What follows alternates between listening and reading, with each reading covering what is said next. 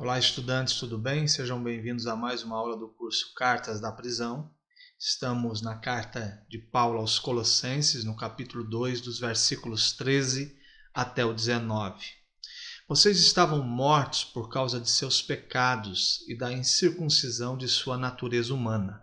Então Deus lhes deu vida com Cristo, pois perdoou todos os nossos pecados. Ele cancelou o registro de acusações contra nós, removendo-o e pregando-o na cruz. Desse modo, desarmou os governantes e as autoridades espirituais e os envergonhou publicamente ao vencê-los na cruz. Portanto, não deixe que ninguém os condene pelo que comem ou bebem, ou por não celebrarem certos dias santos, as cerimônias da lua nova ou os sábados, pois essas coisas são apenas sombras da realidade futura. E o próprio Cristo é essa realidade. Não aceitem a condenação daqueles que insistem numa humildade fingida e na adoração de anjos, e que alegam ter visões a respeito dessas coisas. A mente pecaminosa deles os tornou orgulhosos, e eles não estão ligados a Cristo, que é a cabeça do corpo, unido a ele por meio de suas juntas e seus ligamentos. O corpo cresce à medida que é nutrido por Deus. O ponto central que Paulo está tratando nesses versículos é que a dívida está paga. E ela está paga não porque nós cumprimos as exigências, não porque a gente conseguiu cumprir as regras e os regulamentos. Não é isso. Na realidade, a lista de regras é um grande não pode, é uma declaração da nossa impossibilidade de ser um tipo de gente que agrada a Deus. Então essa plenitude não está dentro do entendimento que eu consegui chegar a esse ponto. Não é algo que se obtém através do cumprimento da circuncisão ou na observância de uma lista longa de regras. Ele está dizendo que essa é uma realidade que a gente está dentro. E a gente está dentro por quê? Porque Cristo na cruz destruiu o poder do pecado que estava sobre as nossas vidas. E toda a nossa realidade agora de experimentar disso está baseado unicamente no fato que Cristo destruiu, aniquilou e pagou a dívida que era contra nós. E nós demonstramos essa realidade interior através dessa iniciação agora que é o batismo. Porque estar sob as águas do batismo é o sepultamento da velha vida e de toda uma existência. Não é simplesmente um pedaço da vida como a gente viu na aula passada, mas é toda a existência. Nós fomos sepultados da nossa velha vida. E à medida que nós vamos sendo levantados das águas do batismo, isso é um símbolo da ressurreição. Ou seja, Deus ressuscitou as nossas vidas como fez com Cristo. Todos os pecados estão perdoados e a lista foi apagada. A velha ordem ou a velha dívida foi paga, foi cancelada e pregada na cruz. Ali, Deus desapossou todos os tiranos espirituais e todo o governo, tudo aquilo que tinha domínio sobre as nossas vidas. E ele humilhou essas pessoas que tinham uma cédula, uma promissória nas suas mãos, nos condenando. Ele envergonhou e disse: está pago, a dívida está paga. Quando ele grita na cruz do Calvário, está consumado, é isso que ele está dizendo, está pago.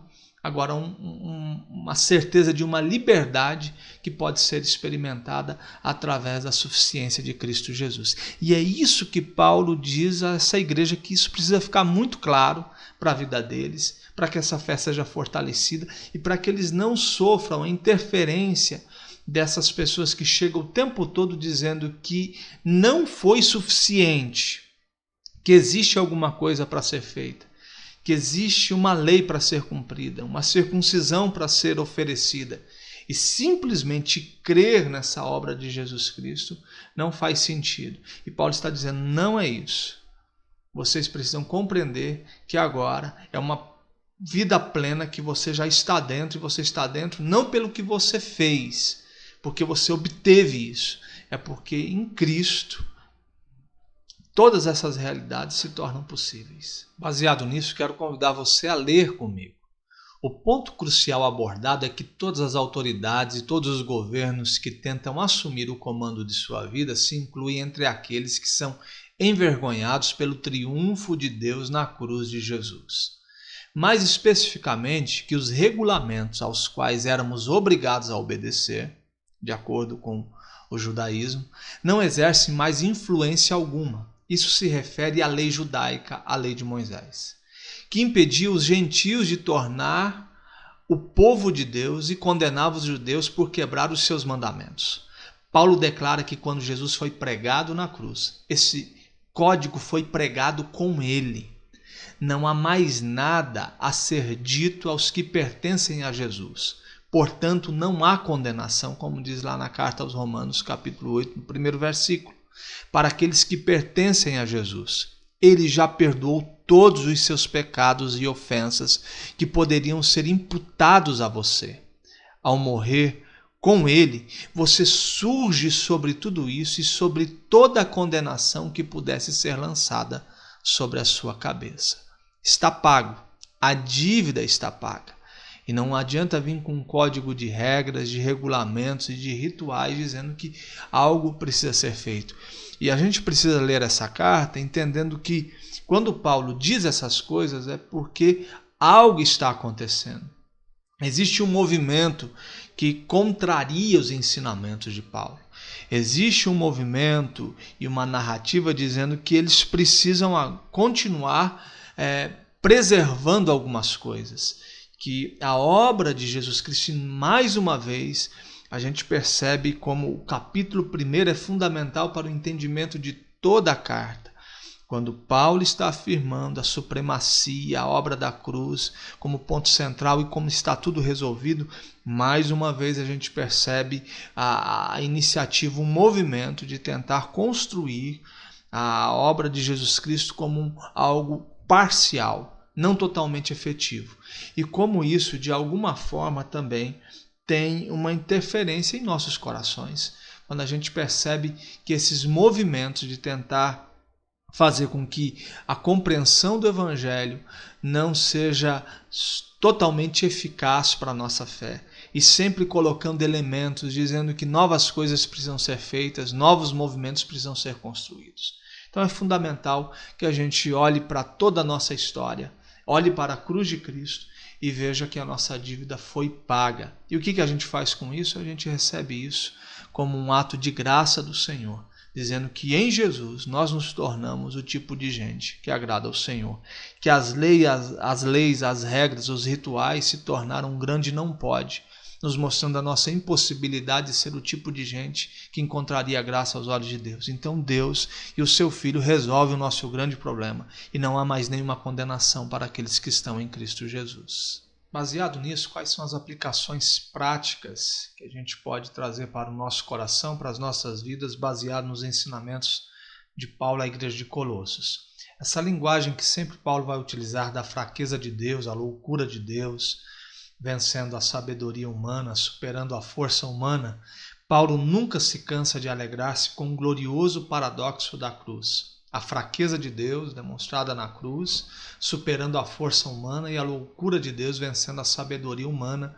É loucura para os que se perdem, mas para aqueles que creem é o poder de Deus, é o Evangelho. A segunda coisa é que os sistemas são dispensados.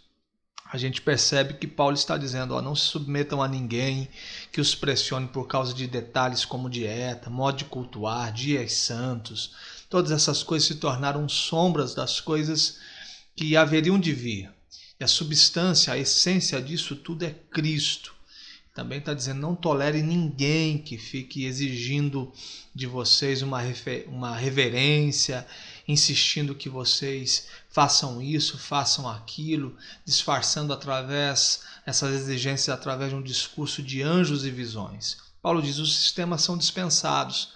Não há necessidade de sistemas complexos e elaborados de oração e meditação. Uma nova relação, um novo e vivo caminho foi aberto pelo sangue de Cristo, que nos dá acesso a Deus. Se a gente quer falar com Deus, o caminho está aberto, a agenda está livre, o véu foi rasgado de alto a baixo e a agenda de Deus está aberta. Você entra no seu quarto, tranca a sua porta e aquele que te vê vai escutar a sua oração. Essa simplicidade da relação, onde todos os sistemas, ritos e processos complexos estão destruídos agora a partir do novo e vivo caminho. E o terceiro ponto, a certeza de algo completo. Imagina o alívio que os colossenses devem ter experimentado com a garantia de que já são completos em Cristo e não precisam de mais nada. Essa é a verdade central. Não precisam de mais nada, está tudo feito. Você não precisa de mais nada para acrescentar a sua experiência cristã, a não ser essa nova vida experimentada em Cristo Jesus. Isso é suficiente. Isso deve trazer um alívio sobre as nossas vidas, o descanso para o nosso coração, que está tudo resolvido. Que Deus abençoe a sua vida. Foi um prazer ter tido esse tempo com você, de mais essa aula. Espero ter acrescentado aí no seu conhecimento bíblico e que você continue dedicando o seu tempo, a sua vida, a sua energia no aprendizado das Escrituras. Deus te abençoe e até a próxima aula.